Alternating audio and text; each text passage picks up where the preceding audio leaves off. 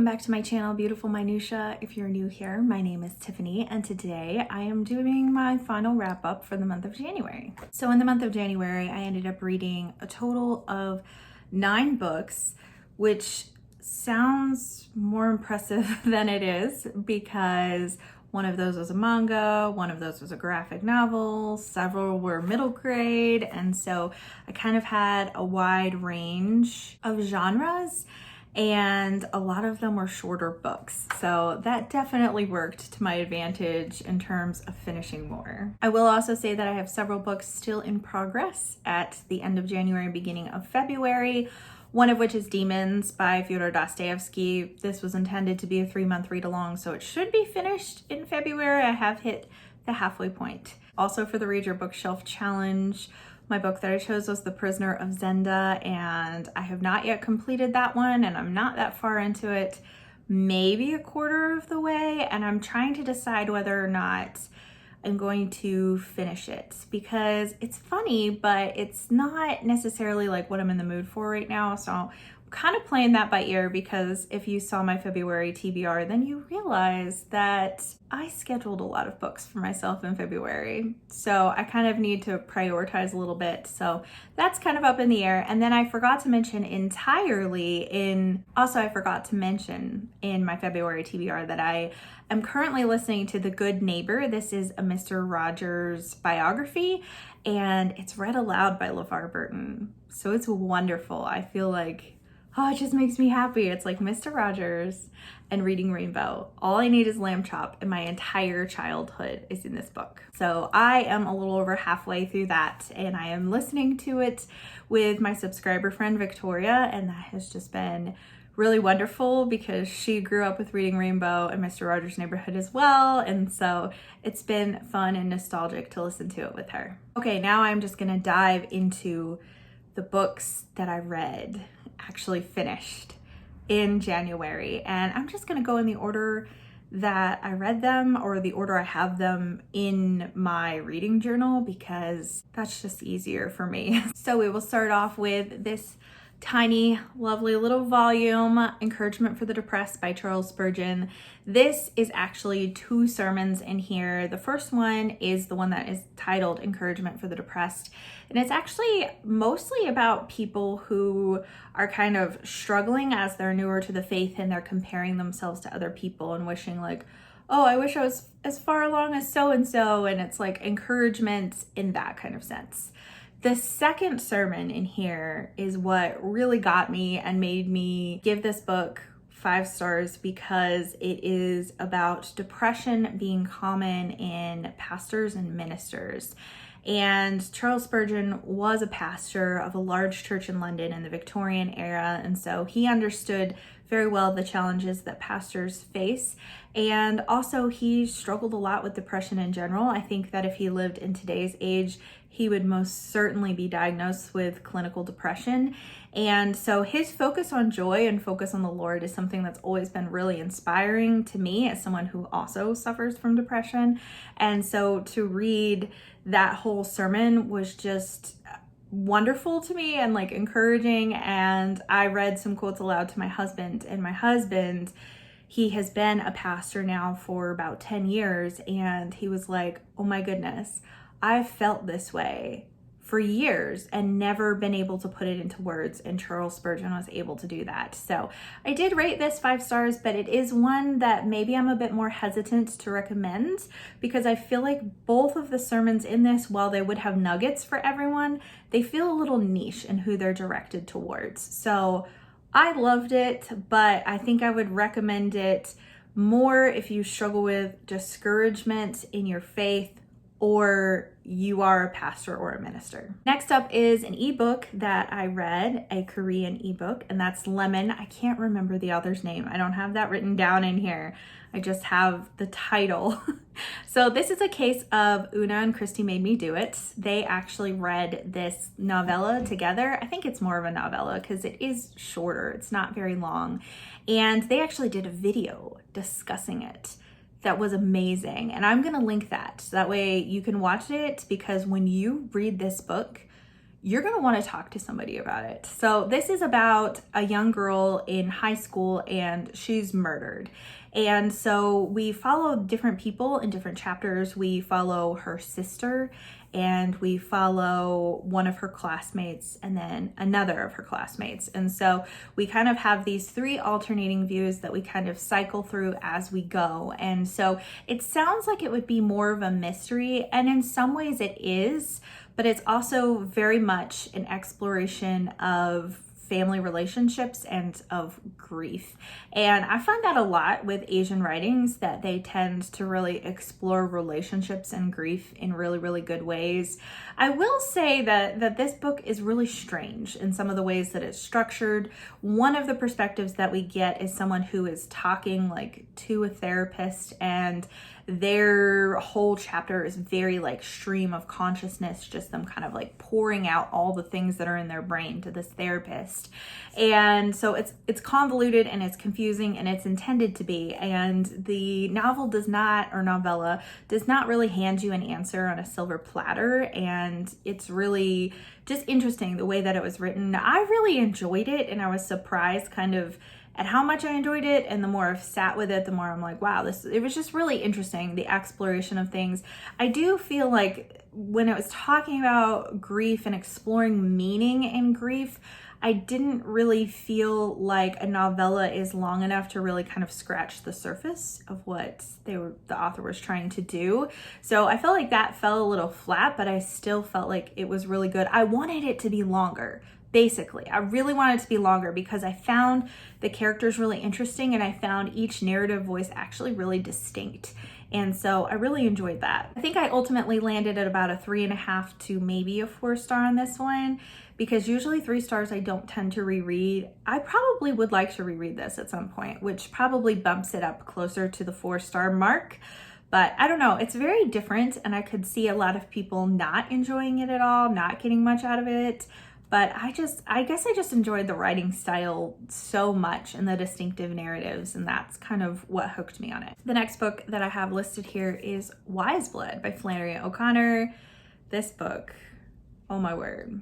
I'm not going to say a ton about it because obviously you have heard this mentioned a lot, probably on my channel, and we've had multiple lives on Noah's channel, and then we had chats in Victoria's Discord. And so there's been a lot of discussion, and I've had a lot of discussion one-on-one with some of you who have reached out to me wanting to talk about it and stuff. So there's been a lot of discussion surrounding this. So I'm not really going to talk a whole lot about it, but suffice it to say, it's been a while since I've actually tabbed up a book this much. And it's weird because it's one of those ones that was kind of difficult to rate for me, because I can't say that I super enjoyed the book itself, because it's very cringy in a lot of ways, and a lot of things that are happening, and parts of it are really difficult to read. And that's kind of par the course for Flannery. But I will say that I'm the only one of the hosts that this was their first pass through this book. Una and Christy and Noah had all read this at least once before, some of them multiple times before. And so as they're passing through again, they had a lot more to add to it and found they got more out of it in subsequent readings. And part of that, I think, is that some of the shock value is taken away, because there are things that happen in this book that you're like, whoa, which again, is normal for Flannery. And so I think that I got a lot more out of it in being able to discuss it with them. I'll link our final live in case you want to watch that if you have read this and you're just kind of curious and what other people's thoughts are. It's very interesting to see some of the parallels of things that are true now that Flannery was pointing out then in when this was written. And so she's so insightful, and I find her works to be incredibly timeless, because I can always see things that are very, very obviously happening now that she saw from a totally different perspective, decades ago. And so I really would say that I loved this, but I also didn't love it, if that makes any sense at all. I think I rated it like 4.5 stars. And maybe it would be 5 stars upon a reread, but it wasn't quite there for me yet. I will say that I enjoy Flannery's short stories quite a bit more than this. She only has one other novel, and I have not read it yet, but I love her short stories. and feel like she's the queen of short stories. But this is a pretty short novel, and I also this month read a chunk of The Habit of Being, which is a collection of her letters.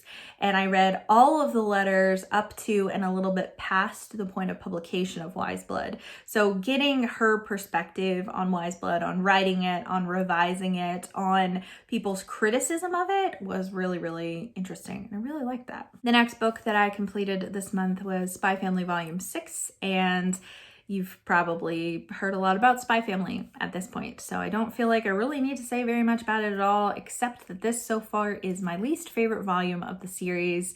I really enjoyed this manga series. It's really funny and really like heartwarming at times, and it's just a really, really fun manga series. So if you're looking to get into manga and you're maybe new to manga, I would definitely recommend Spy Family for that, because this was, I think, the second manga that I tried and the one that I have made the most progress in reading, and I just think it's super fun. Next up is a middle grade graphic novel that I finished, and that is Frizzy by Claribel A. Ortega.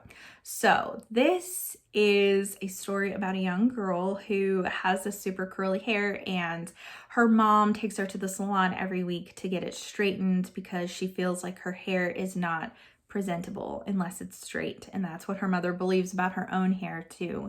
And so this story is really well told, I think, in terms of learning to love things about yourself that other people don't love, and feeling like you're not accepted because you look a certain way. And interestingly enough, I find it's more that her family is rejecting her for having this curly hair, and they're like looking down at her and like, oh, like they're judging her if her hair doesn't look like perfectly tamed.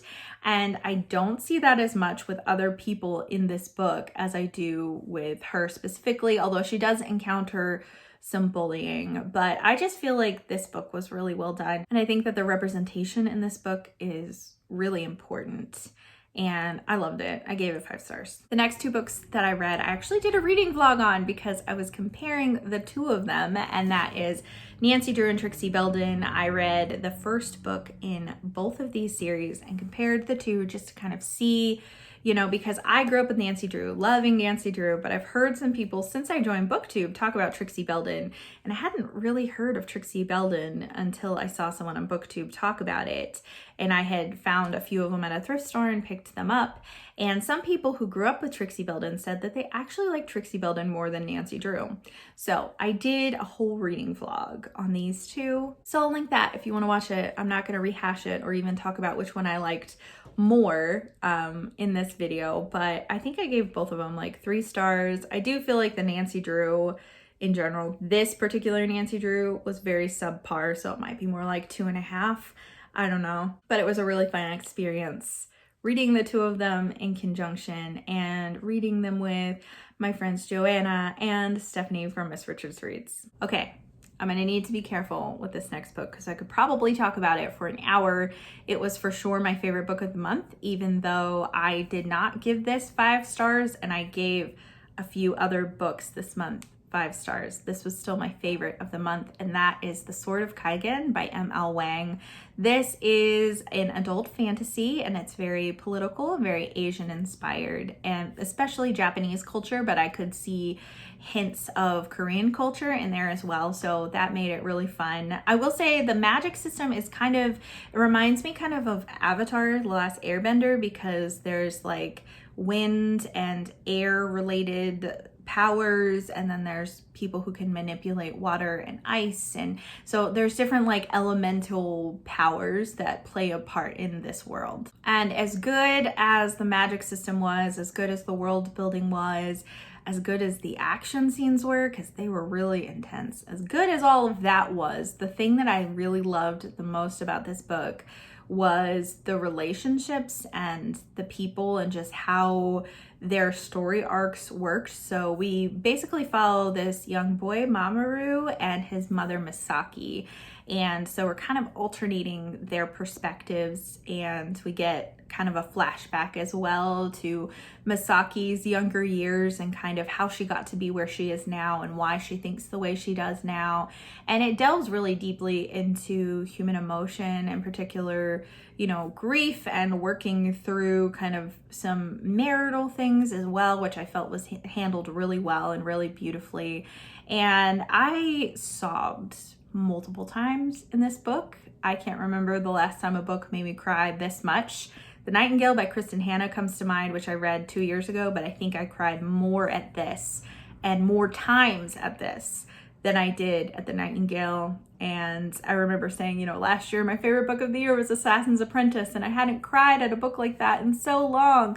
This passed it up in terms of how much I cried. I will say that the emotions in it are very intense and brutal at times. And you may also want to check trigger warnings. There's definitely some sexual assault. There's some suicide things in here as well. There's some things in here that are very difficult to read, but I felt like they were handled with care and were not gratuitous in any way. And I'm super glad that I read it. The reason it is not 5 stars is because I feel like there's some pacing issues. First of all, because we start out super slow, which I am cool with. I like starting out slow in a fantasy world, so I get acclimated before I get hit in the face with battle scenes.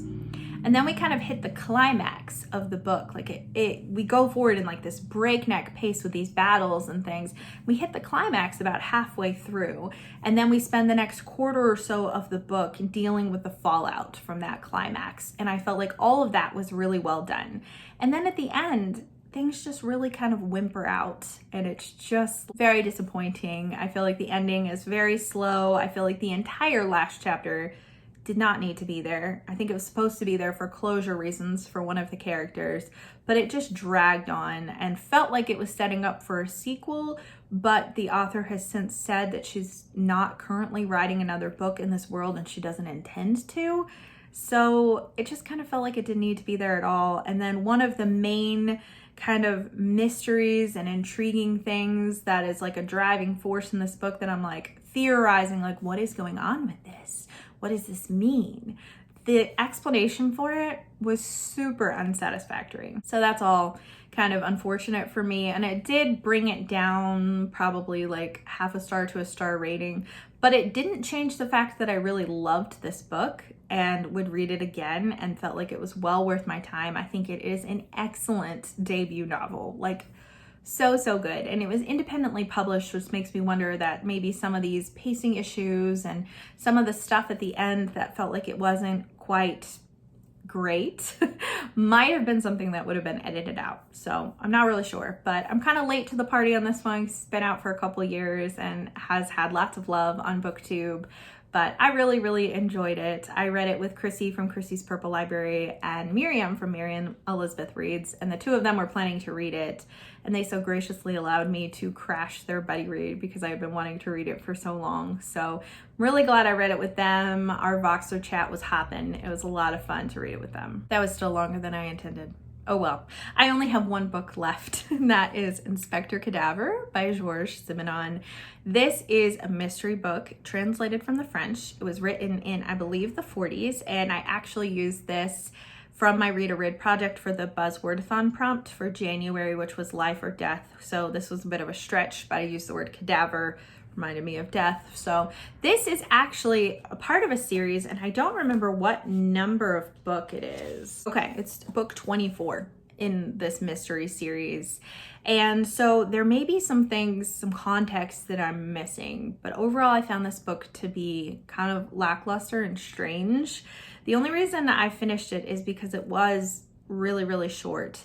But it was weird, and I'm wondering if some of it is because it's not a great translation since it's from the French, because the way that certain wording is and the way that some of the sentences are structured is really odd, and sometimes like in the middle of a sentence or in the middle of a scene, we will switch from past tense to present tense. And if you've been here for very long, you know that I don't love present tense anyway, but I can deal with it and I can settle in if the whole book is in present tense. But if we're continually switching between past and present tense, it feels super jarring to me and makes me really dislike the book a lot of times, and this is no exception. Also, I feel like the mystery was just really weird, and I also felt like the inspector himself, I think his name is Magret, or I mean it's spelled M-A-G-R-E-T, but it's French, so I would guess Magret, but I could be pronouncing that wrong.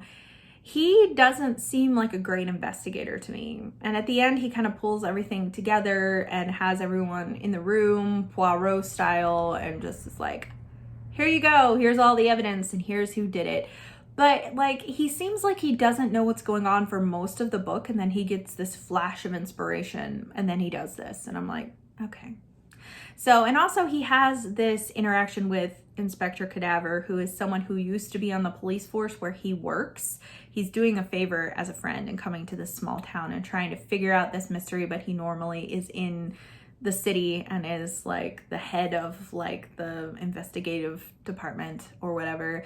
And this other inspector, his name is Inspector Cadaver, but he's like pale, and so they call him Inspector Cadaver. Like, he has this history with this guy, and I don't know if that's in previous books, but he really dislikes him. And Inspector Cadaver comes to this town as well, and they're both trying to like figure out who can figure out the mystery first, and she's trying to figure out who hired him, and I don't know. It was just really convoluted, really strange. I felt like the ending was not satisfactory, but since I did finish it, I gave it 2 stars because I'm like, maybe it's just me. I don't know. I just felt like the writing was really weird, but I could very well chalk that up to translation issues. Okay, well, that is my wrap up for the month of January. I'd love to hear from you in the comments down below if you've read any of these books. What were your thoughts? And also, I'd love to hear from you. What books did you read in January that you really, really loved? Thank you so much for watching. If you like this video, please hit like and also subscribe so you can continue to see more bookish content from me. And I will see you again next time.